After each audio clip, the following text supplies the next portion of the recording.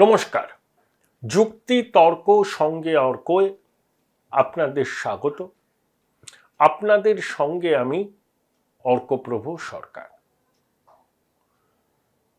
কোন পথে বিজেপি বাংলায় ক্ষমতায় আসতে পারে তাই নিয়ে বিজেপির অভ্যন্তরে মন্থন হচ্ছে।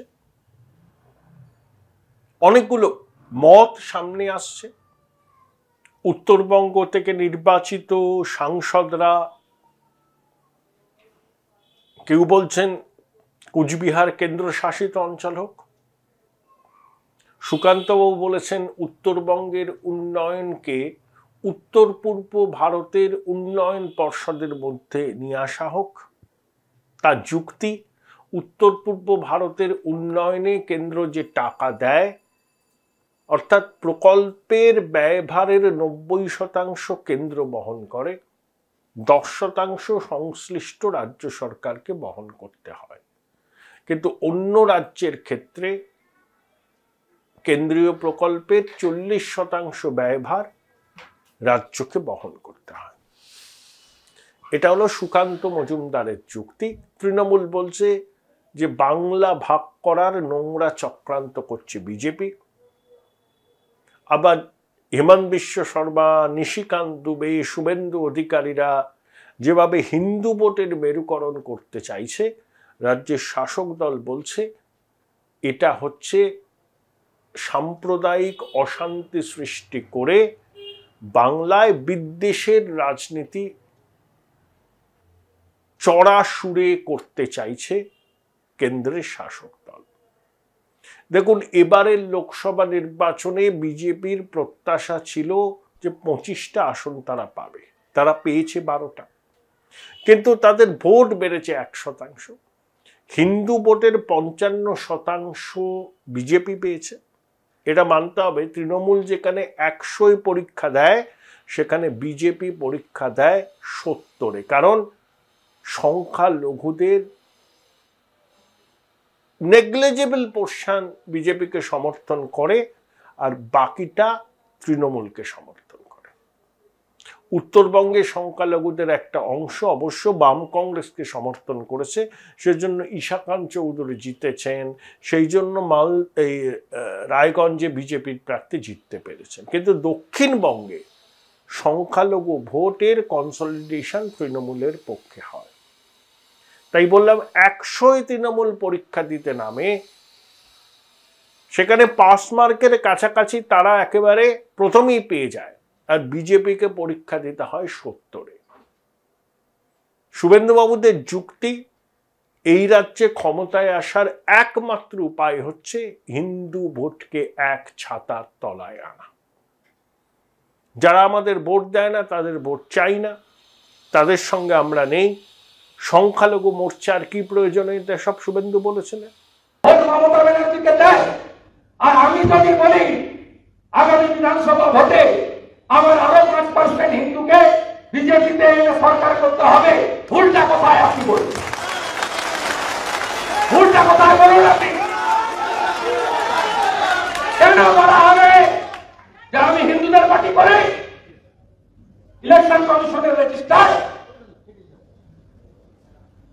ভারতবর্ষে সংবিধান মানা পার্টি করি?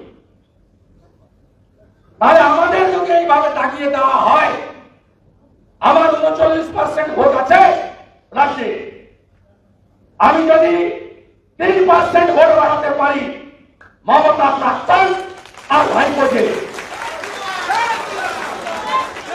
ভোটটা কোথায় বলুন না?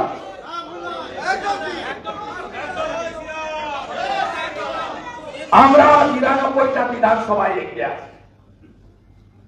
146টা বিধানসভায় 40% ভোট পেয়েছি আমরা, আর 2% ভোট দরকার। এ জেলা আমরা পারবো। অনেকে বলেছেন যে প্রধানমন্ত্রী মোদীর স্লোগানকেই শুভেন্দু চ্যালেঞ্জ করছেন। প্রশ্ন হচ্ছে, সবকা সাথ সবকা বিকাশ, এরা হচ্ছে বিজেপির দেখানোর দাঁত, আর বিজেপির খাওয়ার দাঁত হচ্ছে হিন্দু হিন্দু হিন্দু, এর বাইরে কিছু নয়। এটা বাস্তব। এই বাস্তবকে বুঝেই পদক্ষেপ করতে হবে। এবং তাই শুভেন্দু বলেছেন যে আর 3% হিন্দু ভোটের কনসলিডেশন, তাহলেই ক্ষমতায় আসার জন্য যে ক্রিটিক্যাল মাসের দরকার, সেই ক্রিটিক্যাল মাস তারা পেয়ে যাবেন।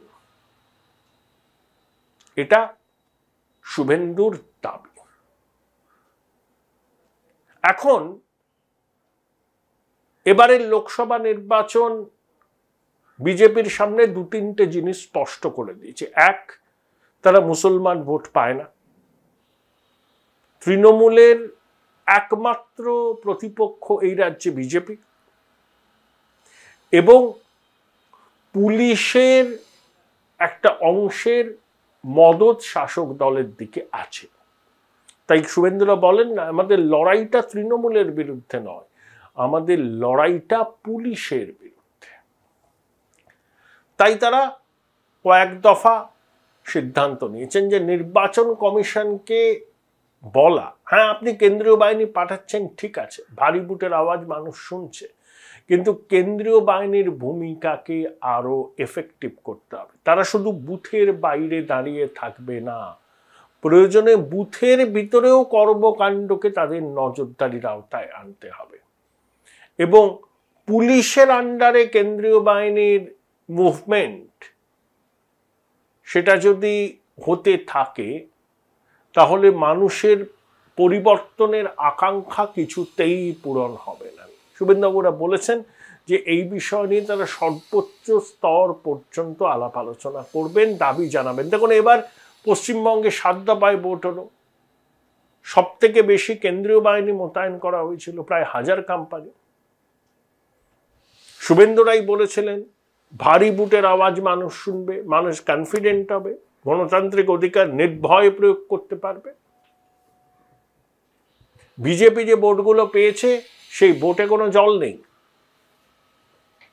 কিন্তু কেন কাঙ্ক্ষিত ফলাফল হলো না? কেন্দ্রীয় বাহিনীর ভূমিকা নিয়ে অনেক জায়গায় প্রশ্ন আছে।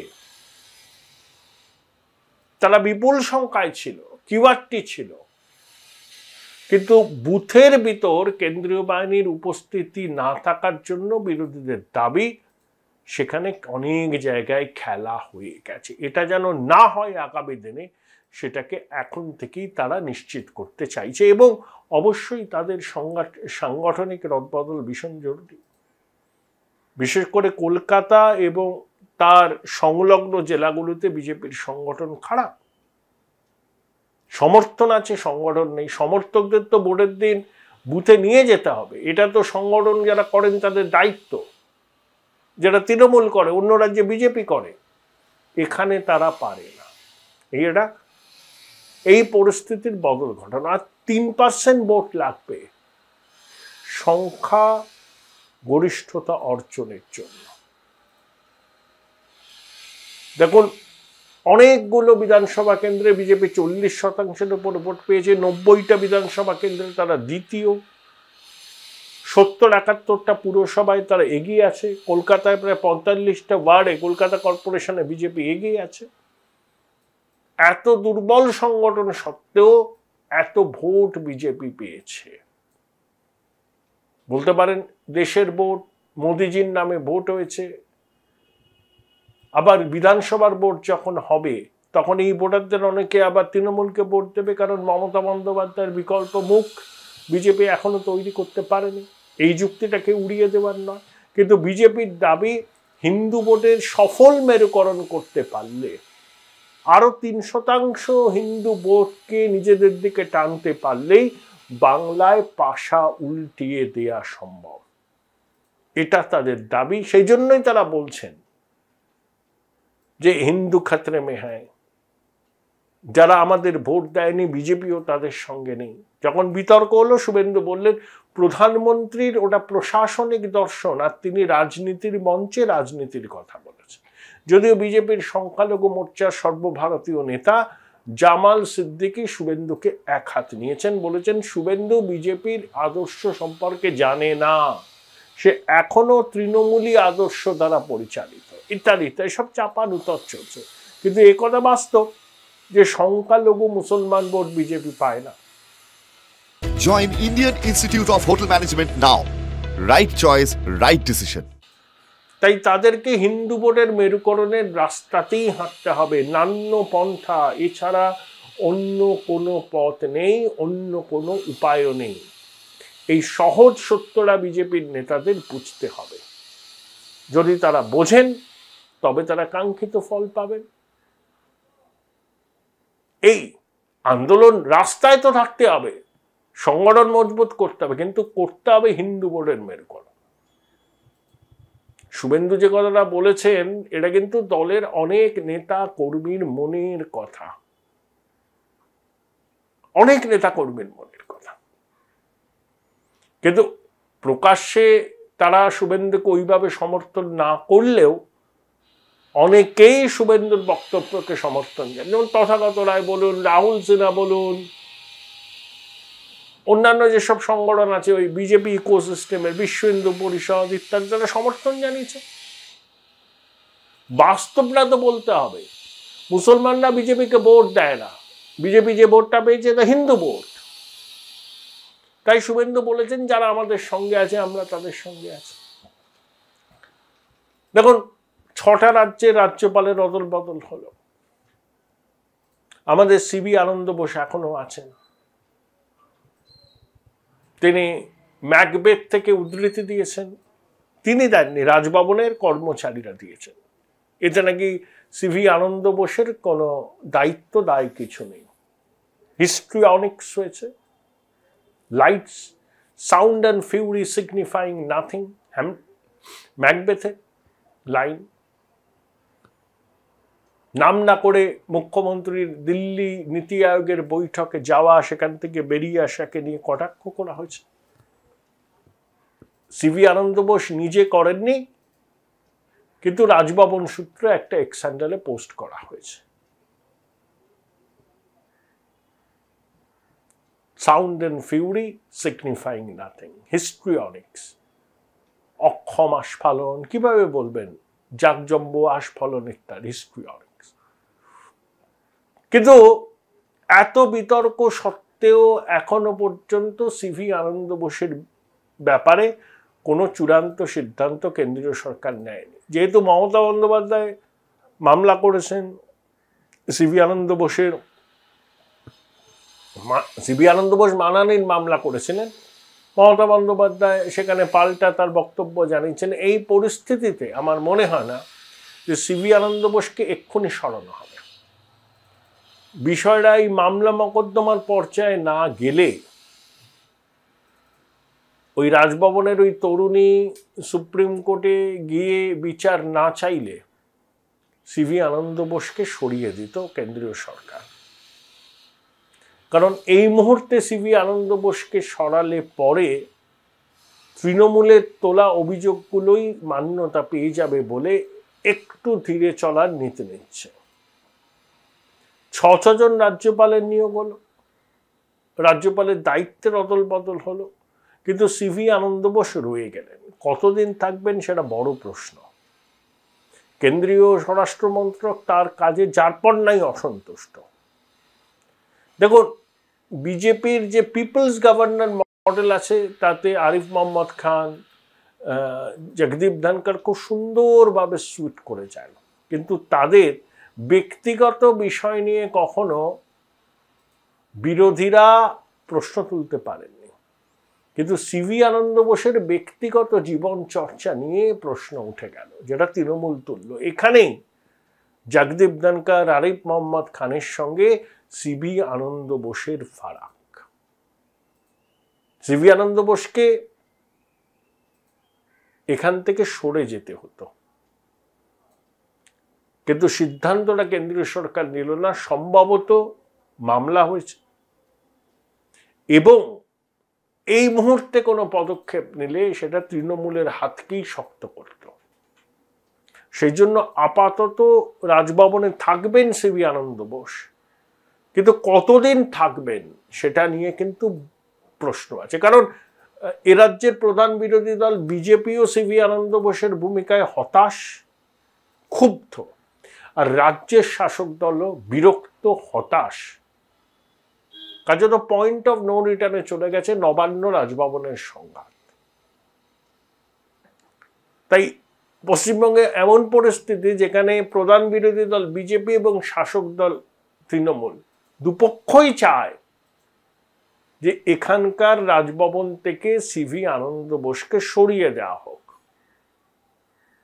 কিন্তু যে কারণটা বললাম, এই মুহূর্তে সরালে পরে তৃণমূলের তোলা অভিযোগগুলো মান্যতা পাবে, সেই জন্যই কেন্দ্রীয় স্বরাষ্ট্র মন্ত্রক আরো কিছুটা সময় নিচ্ছেন, জল মাপছেন। শেষ পর্যন্ত কি দাঁড়ায়, সুপ্রিম কোর্ট কি বলে ইত্যাদি দেখে তারপরে তারা চূড়ান্ত সিদ্ধান্ত নেবেন। শোনা যাচ্ছে বাংলা বিজেপির অন্যতম পরিচিত মুখ, প্রাক্তন রাজ্য সভাপতি রাহুল সিনহাকেও এবার বিজেপির কেন্দ্রীয় নেতৃত্ব কোনো গুরুত্বপূর্ণ দায়িত্বে আনবেন। কোনো রাজ্যপাল হিসাবেও তাকে মনোনীত করা হতে পারে, আবার রাজ্যসভা তাকে মনোনীত করা হতে পারে। তখন এই মুহূর্তে রাজ্যসভায় আসন খালি নেই, কিন্তু 2026-এর গোড়ায় 4টে আসন খালি হবে। বিকাশ ভট্টাচার্য, মৌসম নূর, জহর সরকার প্রমুখ। বিকাশ ভট্টাচার্যের আসনটা বিরোধীরাই পাবেন, সেখানে রাহুল সিনহার মনোনয়ন পাওয়ার সম্ভাবনা রয়েছে। রাহুল সিনহা সংগঠন করেছেন, প্রথম দিন থেকে বিজেপি করেন। হ্যাঁ, তার নির্বাচনী ভাগ্য সুপ্রসন্ন নয়। শ্রমিক ভট্টাচার্যকে যেভাবে রাজ্যসভায় নিয়ে যাওয়া হয়েছে, রাহুল সিনহাকেও বিজেপি নেতৃত্ব পুরস্কৃত করবেন, এরকমই খবর পাওয়া যাচ্ছে বিজেপির মধ্যে থেকে।